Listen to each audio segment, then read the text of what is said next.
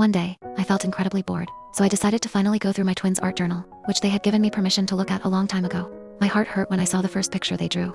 It was us, when we were all still together. I was not expecting the second picture to depict the moment I scolded them for not doing their chores after they had repeatedly asked me to play with them. I remember feeling exhausted that day after work, and I was also dealing with issues related to a coworker.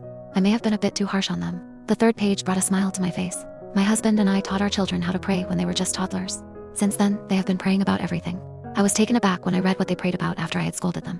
It made sense why they both hurried to their room and slammed the door. I initially thought they were just angry with me. Perla definitely got her artistic flair from her dad, who's a fantastic painter, and Jonah, well, he inherited my knack for storytelling.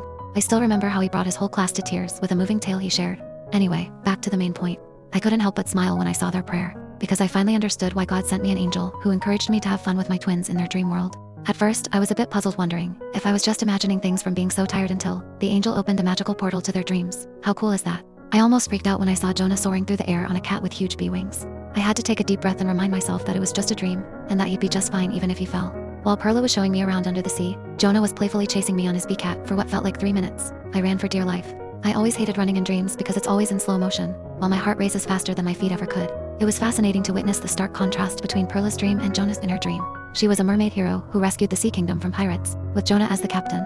She sang a special song to keep him from stealing the precious secret pearl. Eventually, he fell asleep, and I did too. Meanwhile, Jonah was also a hero in his dream, but the villain was Perla's old teddy bear, which scared him when he was 3 years old. One day the bear disappeared, and Jonah claimed he had nothing to do with it. Something tells me he's guilty. Otherwise the bear wouldn't be hunting him in his dreams. Perla was the damsel in distress, and we did manage to save her in the end. I've had the most exciting adventure with my twins in their dream world, but they still don't know I was really there. The angel returned just in time to pull me out of their dream world moments before they woke up. I hadn't slept at all, but I had so much fun with both of them. It had been a long time since the three of us had spent quality time together. I had been emotionally distant from everyone since their dad left to fight in World War III.